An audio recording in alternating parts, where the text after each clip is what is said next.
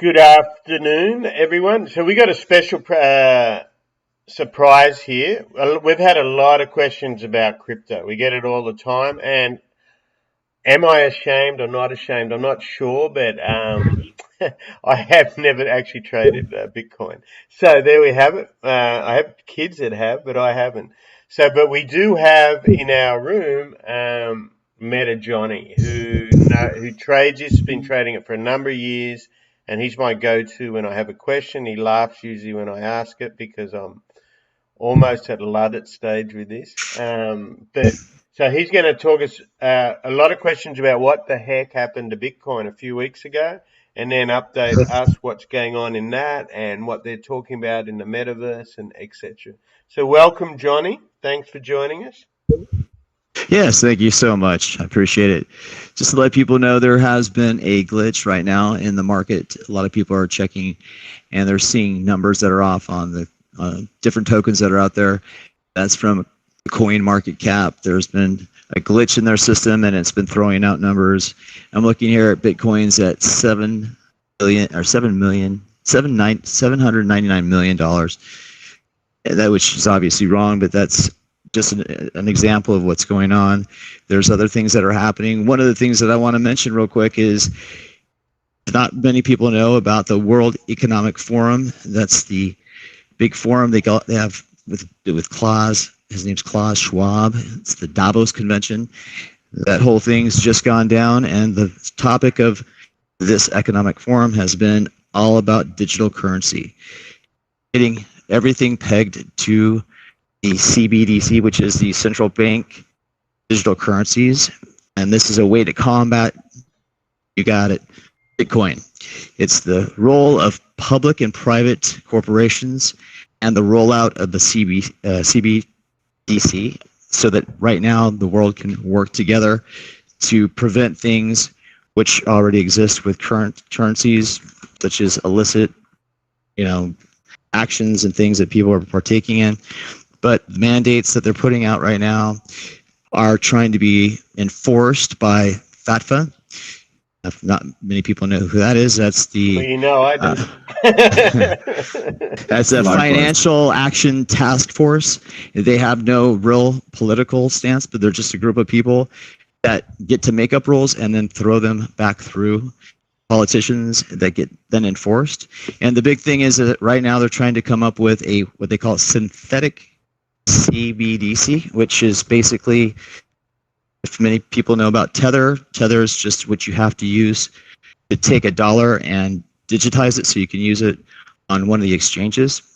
And they're concerned that if everybody took dollars, put it in Tether, a bunch of Tether sitting out there, and everybody went to go get Tether at the same time, there wouldn't be anything to back it. So they're trying to create a system with a synthetic central bank digital currency that is going to be pegged to the dollar. So the framework is right now being put in place. We'll see how they execute it, but that's something to be aware of if you're getting into the crypto market. The crypto market has been down. There's been a lot of things.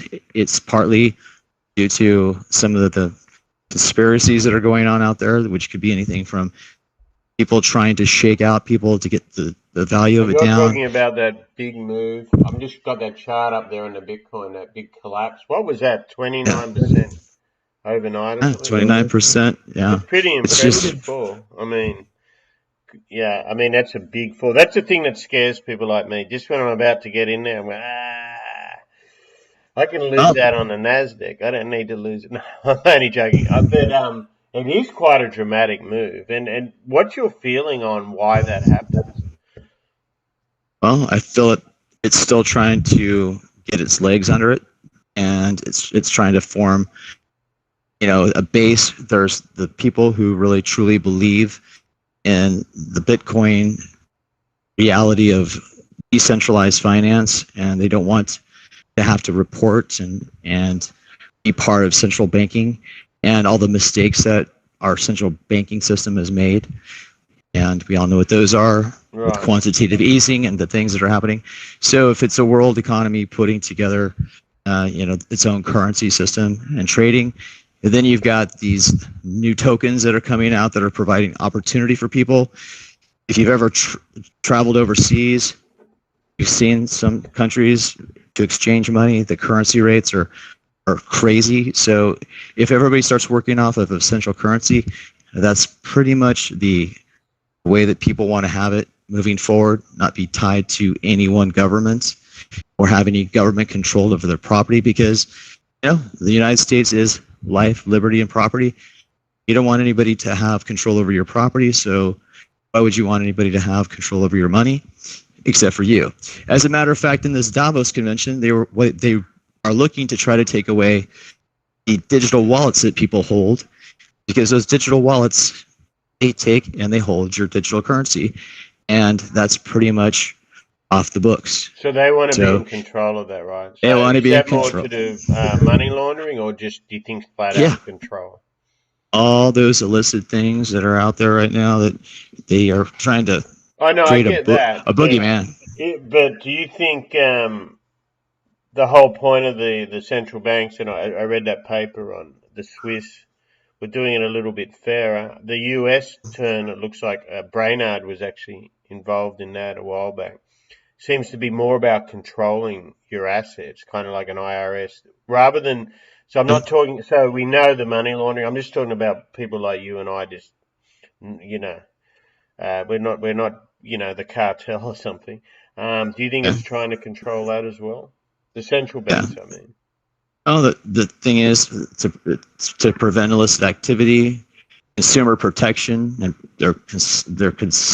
they say they're concerned about privacy, but that's just a way for them to do that. Certainly good reasons, as you're saying. Yeah. I did see an interesting article about getting around the currency, the rip-off, if for want of a better word, where you're visiting Germany and then you get marked up on the euros.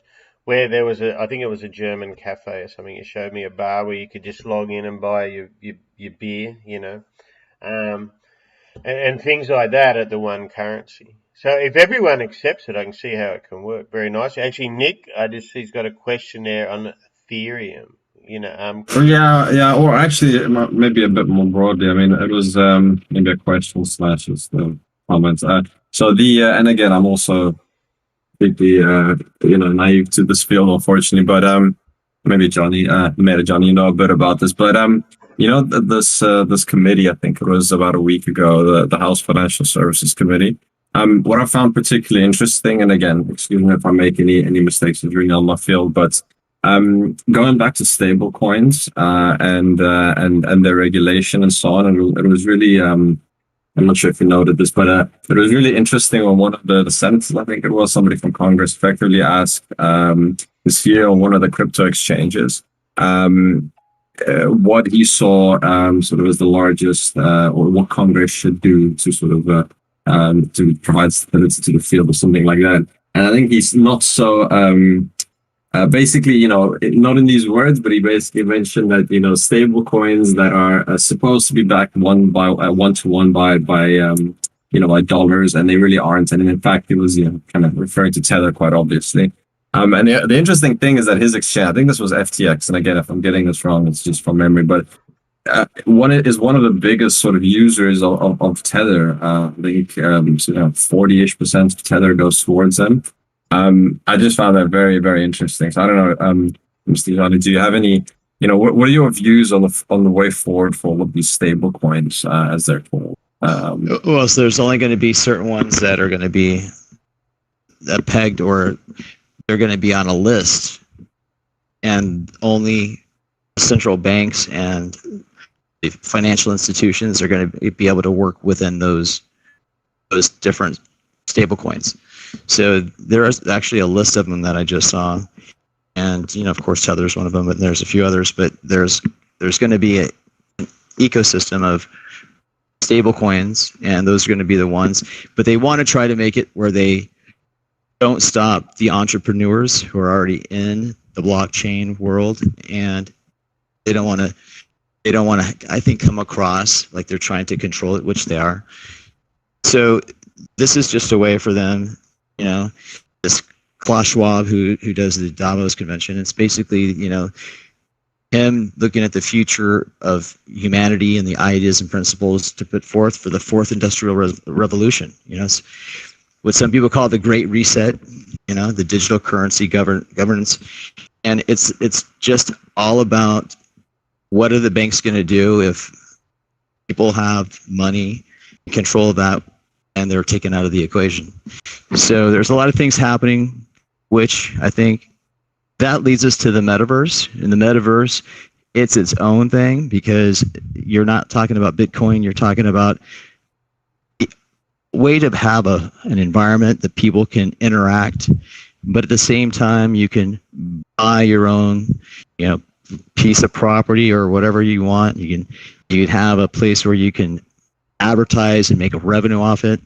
There's all types of innovative ideas, and that's just starting with gaming. It goes all the way to human interaction, relationships.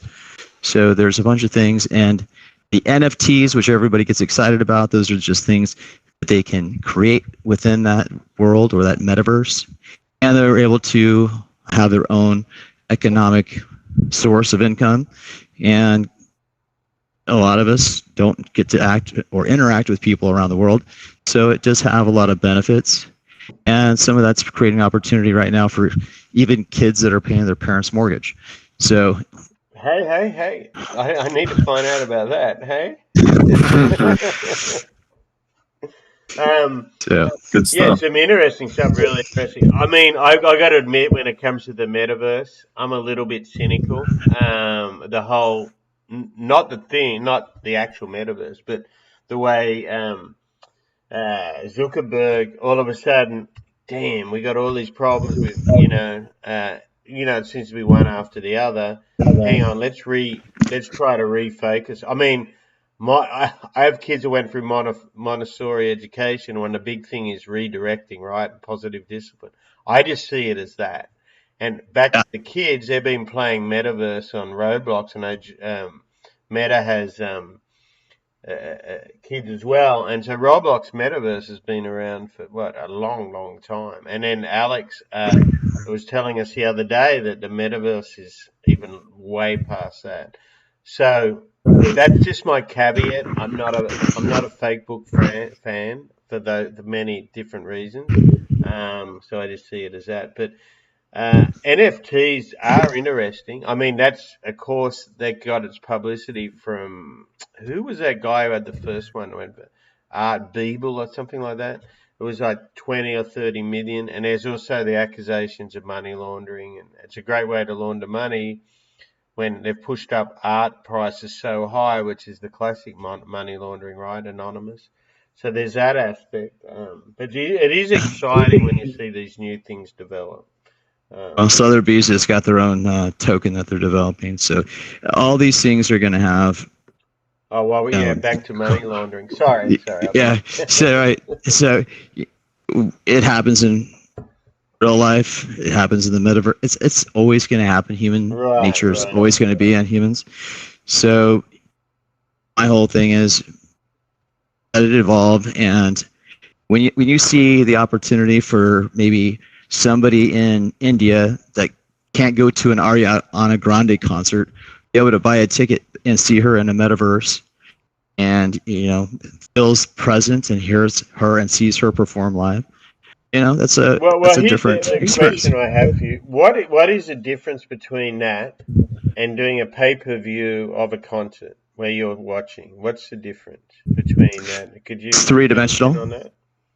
Yeah, it's three-dimensional. It's more real, and it's going to evolve into where you're going to have different types of clip-ons and devices that make you feel and stimulate the actual body to make you just like you're in some of those cars. So you're going to feel that you're actually at the concert. Yeah, you feel that you're at the concert. So yeah, it's going to be sensory. But right now it's very early on. But the opportunity and the reality of I was just watching this commercial with Will Smith, right? And he said, I've never camped, I've never climbed, I've never done this, I've never done that. Seriously, he needs to get out a bit and have a life. Yeah. Hollywood. So he's not Australian, but he's out, and then now he's getting in his little. He's got a team of people that have put together this metaverse and this altered thing that he can create his own experiences that he's not able to do or hasn't done in real life. Walk us through that. Does that mean he's actually going to climb or pretend he's climbing, like virtual reality? Is he actually going to do the physical part of it, like, climb a mountain or something? No, he's not going to climb a mountain because. So, I know he's not lifting, but I mean, get the physical activity, the whole thing of why we do that sort of thing. As you know, I like to get off the grid and go walk about. Yeah, as a matter of fact, you can go right now and you can watch video clips of what Teams from Microsoft is doing with their meetings, where you're able to create an avatar of yourself, and you go into a meeting and you can actually look and share information, train people. These things are all just part of the whole ability to be somewhere without being there. So is it kind of like the hologram? I remember watching, I wasn't there, but it was at Coachella, where they, who did they bring out? They brought out, refresh my memory. Tupac. Yeah, Tupac, yeah. And I'm sorry, Tupac. Like, for a minute there, it's been a long day trading. Is it kind of like that? Yeah, I'd say it's a combination. I was watching Minority Report, and there's all these different things. Even Ready Player One, that Steven Spielberg movie. It's about a post-apocalyptic world where the air is bad and it's dangerous to live, so people get into their virtual worlds, and depending on which virtual world you get into, this particular guy, it's a crazy movie, but player number one, he gets into, and he's got a race for his life. So every day he's getting in his race car and he's racing for his life. See, it's like there's different things that you could say you want to do, and things that you want to participate in, and everybody's got their own different interests. So it'll be interesting to see play out. Madavi mentioned this a few years ago. So I wonder if that's different, that much different. Yeah, we're yet to see anything that is its full potential, but there are a lot of things that you can go on YouTube and you can look at.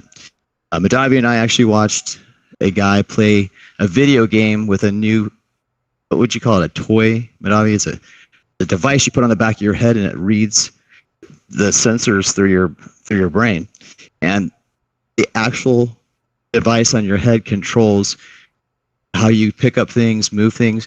Your eyes will actually move the objects in the game, and you wear these glasses that those AR glasses. And then in the game, there's aliens, and you can kill the aliens by just looking at them.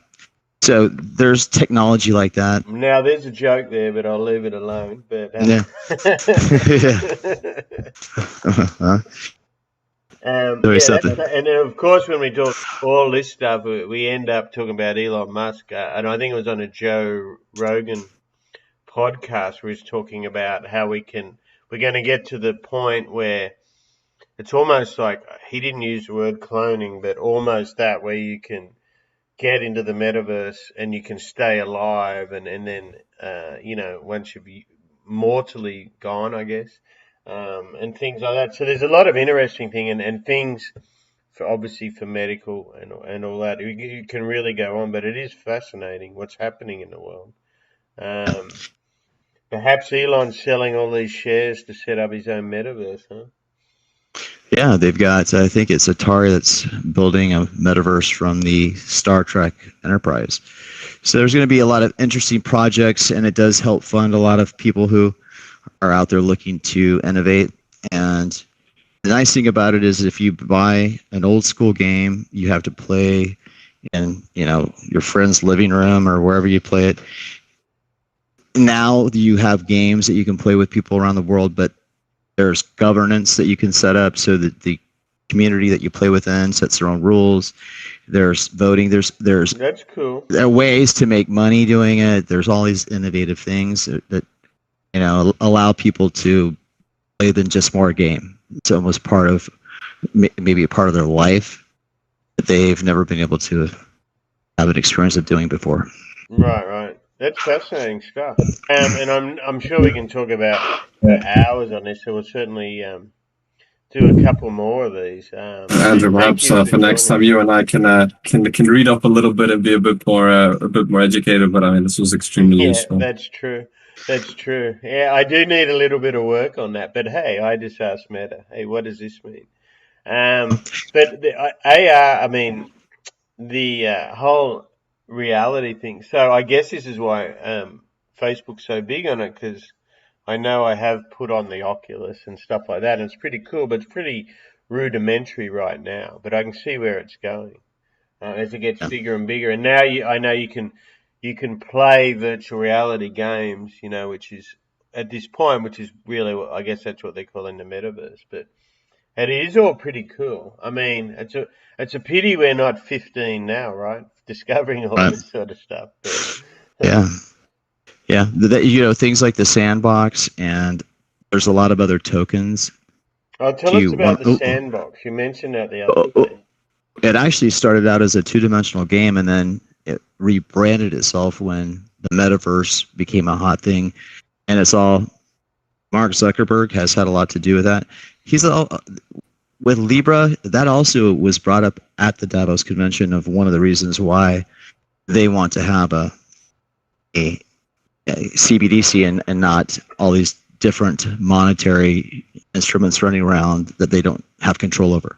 So he's actually probably getting into this, I would say, because he's going to be able to have his own economy, his own world, and it's decentralized. He's not going to be completely at the mercy of the hands that be like he's been in the past. Well, I mean, a lot of people have different views about Zuckerberg as far as privacy and respecting other people's privacy. So, is he the sort of person you want in charge of your, you know, in I your think that's just his experience? motivation. I just think that's his motivation. Whether or Yeah, not I'd people agree with want, that. I don't know if people want to partner up with him. He's going to go out with the billions of dollars that he's putting in this. He's going to go to a lot of innovative companies that have been doing it, Right. and he's going to acquire them, and it's going to be by just osmosis that we're going to end up having to deal with and being part of this new metaverse world that's being created. But I wouldn't want to be business partners with the guy, and So, he has done I a lot of mean, shady stuff. is there going to be a metaverse that doesn't involve Zuckerberg? I mean, a lot of people don't No, want to be on he's Facebook. gonna be part of it. Google's gonna be part of it. Microsoft, any of the big techs, the FANGs, if you will, they're all gonna be part of it. So Everybody's is gonna it get going to in. be more like the internet where everyone's in it, or is it going to be separate metaverses, for want of a better word? You see what I Well, mean? Are you able to go in the metaverse and not be involved with Facebook? Is basically what I'm asking. yeah, there's you got to remember there's different platforms. There's different people who have alignments, just like with the real world of business. Right. There's just the economy, which is being built right now around this metaverse. There's relationships that are forming. But Mark Zuckerberg will probably acquire certain companies that will have maybe a leading advantage and the reach that he needs to have to get into certain markets. But he's not going to have a corner on it. He's just one of the many, Right. and he may be That's limited in good. some ways. But the good thing about it is because it's decentralized, he won't have the ability to become a criminal and take people's information anymore, because I that's like the way you that's say what it. Might get us in that's trouble. what it's all Might about. put us on a list. Exactly. But So yeah, because I know the pushback I've had when people talk about it. That's kind of what I was, I'm asking you those type of questions. And of course the question that I just saw is, where's Apple in all this? right there. As a matter of fact, I was just reading an article about their new lenses that they're making, their AR and AV, their entire. They're coming up with a whole suit that you can wear. There's all kinds of stuff that they're doing, which they're involved in. They're not going to be left out. They're just like everybody else.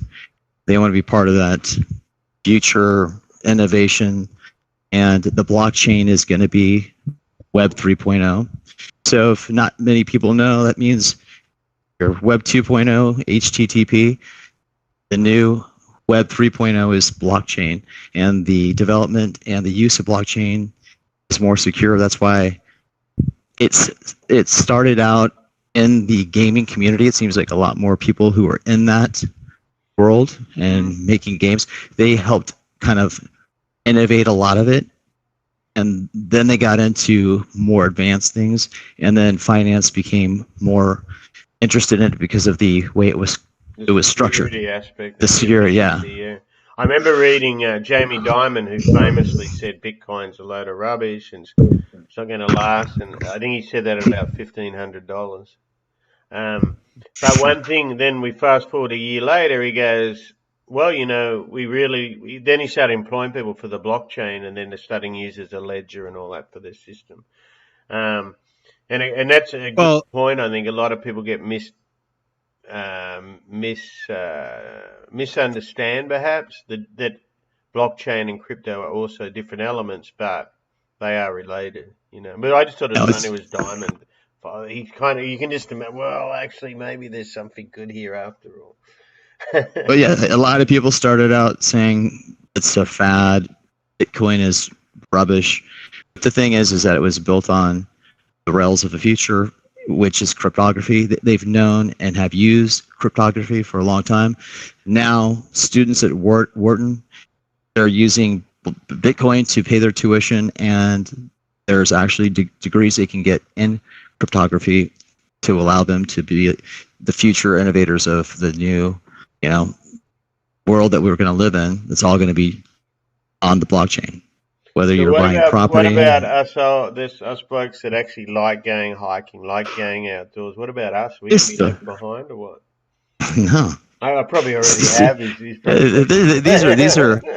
Hey, look, people aren't out only riding bikes or only sitting at home playing games. Well, you got people that do both, so you'll always have options. It just depends on what you're interested in. Yeah. Excellent. Well, a great talk. Any other questions from anyone? I think we could go on for hours, but that was very useful. Yeah, very intuitive. You really have a great and so, John, you've been way ahead of the curve of this for a number of years now. Much to your chagrin, I think, mate, you got to buy this. And meanwhile, I said, just keep going up. So yeah, great stuff. Sorry, man. No, I was just going to say, it's just, it's frustrating when you try to talk about new technology, innovation, and something that you can really see that we're headed towards, and people kind of don't want to look at it because it's easier, and sometimes it's really frustrating and confusing, actually, to think of what could be with all this new innovation. But the thing is that it just makes so much sense the more you look into it. And so I'm a curious guy. You start looking into something that seems more and more logical, and you've got some of the most brilliant minds out there developing it. I think it just becomes more and more apparent. I mean, if I'm going to speak for myself and other people, but what scares me is when you have the things like the GOX exchange, the massive, you poof, your money's just gone like that, and the violent corrections. I mean, and remember, I don't buy certain stocks that, okay, I'll miss out on those big moves, but I also don't get the 40% down, overnight. So the trader bit of me is, but I do see it's a great vehicle to trade. But I think that's where I'm right between that, And I have no doubt there'll be something that'll be much more stable. And you're right, brilliant technological minds there are all involved in it. Just think for mine, it has to get more efficient. And before we go, and if efficient as in cheaper, it's kind of a leading question where you were going with that, because I think that's where you're 100% right on. That, what's it called again? Solari. You were telling me the other day. But that's where we see it happening, where it's more easier and cheaper. And I think that'll bring people in. There's a security element, but that's obviously being taken care of. But, Can you tell us more about that? Well, it's the most secure way to. No, I'm not so much the security. The is it Solera? The other, what's your? Oh, the platform Solana. Yeah, Talking about that's it. Solana. That's it, Solana. Yeah, so you have different platforms. There's ways that these different ecosystems are existing. They could be on Solana. They could be on Ethereum or another, a couple of other big name ones that are out there. But the thing is, those different exchanges, those different platforms. Ethereum, for instance, has a lot of gas fees. So if you build a project or do anything on that particular platform, the Ethereum network has gas fees, which makes it very expensive to exchange money and to do transactions. Transactions are costly. So there's more and more companies that are coming out, or these new innovators that are coming out that are offering ways to do it. They're not having as many gas fees, if any at all. A new company called Cadena, they're out. They have zero gas fees, along with a couple of others. But this whole thing, it's just like anything else. People, they see who the market leader is and who kind of the number one player is, and they do everything to make themselves bigger and better. And it's just going to be the same thing in this new explosion of cryptography, crypto, NFTs, Metaverse, everything that's associated with this. Yeah, that bit I found really interesting. You sold me on that one. I'll give you that. And I think that's kind of where we're going to go personally, because it answers so many questions. It makes it affordable, like i.e. low fees. No one likes fees, but the security element, Well, we'll see what happens, and I will give you an update. Next time I will have some new material, some information that will help people. And I think next time we'll get more into the not so much Bitcoin, but some of the other projects that are going on where people are making multiples, and we're talking 10 to 500x their money getting involved. These are new startups. They're, what they call IDOs and ICOs. They're just different ways of investing, which are going to become more and more popular and more mainstream. So we'll get into that next time. Awesome. But until then, I'll just leave you with that information. Right, well, much appreciated, Johnny. And I got much homework to do, and I think all of us here. And thank you, Nick, for your questions. We will leave it off there, and we'll see you next time in the metaverse or the real world. What do you call the real world now? I don't know. What do we call it? That might be a question for next time. Okay. See you, everybody. Thank you. Thanks again, Johnny. Nice. All right.